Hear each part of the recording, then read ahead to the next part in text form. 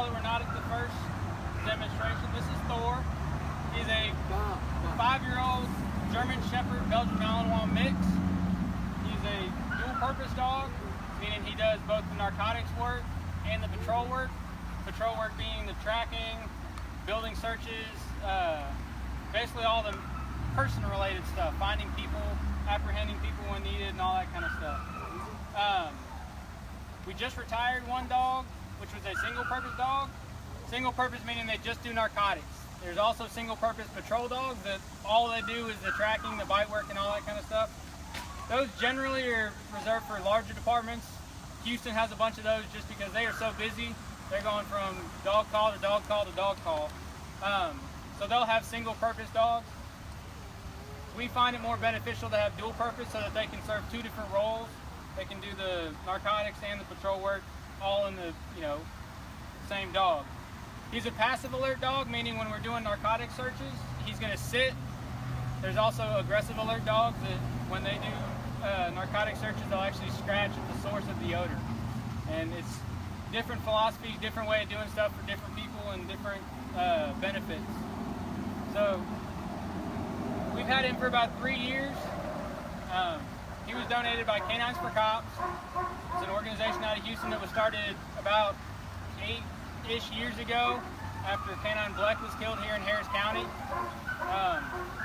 Canines for Cops donated our first narcotics dog. They donated Thor to us as well, and then we've applied to try to get another dual-purpose dog to replace the single-purpose dog that just retired. I mean, they're a great organization that has placed, I think, upwards of 80 plus dogs throughout the country, and they've really made it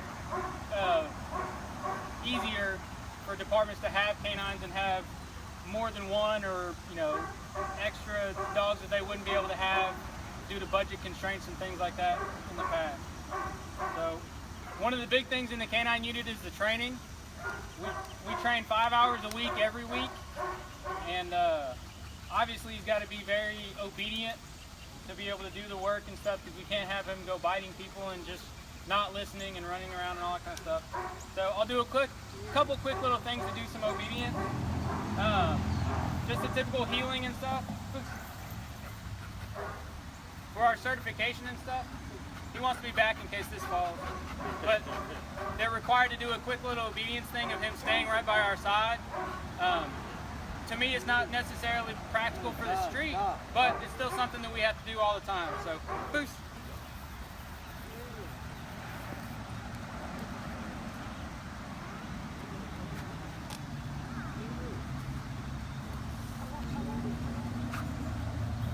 He gets a little confused on the about turn. He's supposed to go back behind me, but he wants to keep his eye on the toy.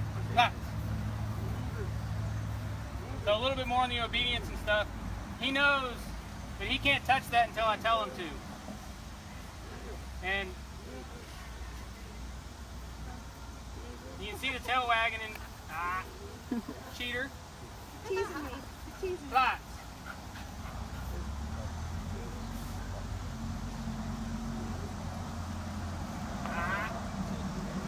He's like, that's too much, too much.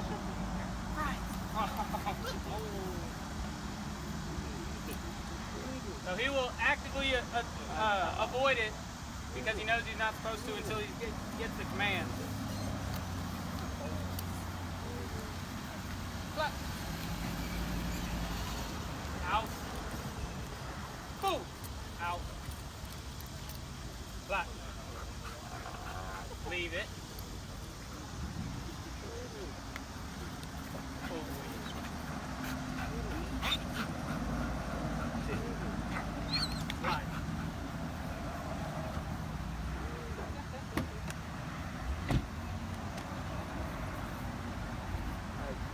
Now that that's out of the way, we'll get a bad guy out here and we'll show a little bit of the bite work.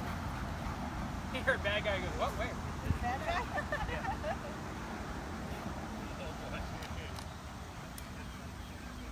Kiss at him a little bit.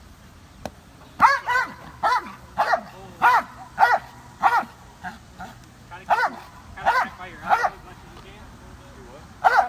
When he comes up, try to feed it to him back here so you can your hand.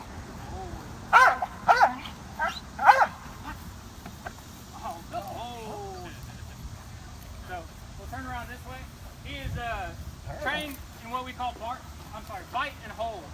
So he is trained to hold that one grip until I tell him to let go. Does a bunch of different things. I mean, obviously, if he's going up and down the arm, getting nervous, and what we call a typewriter bite, then you're gonna have somebody with a whole bunch of different puncture wounds and all that kind of stuff.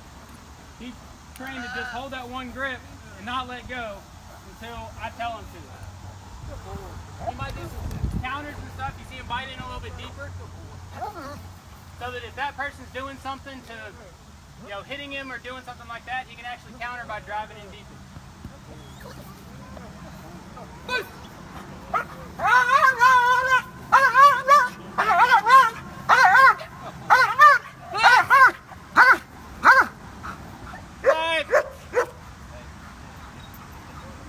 So, you see, once I gave him the command to let go, he immediately came off, and that's the most important thing to us as dog handlers.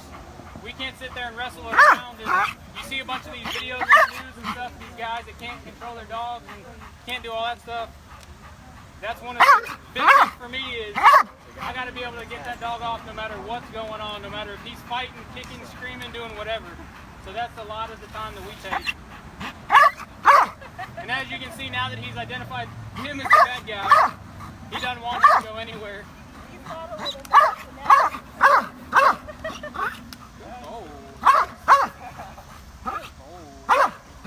Live. Good job, buddy. Lights.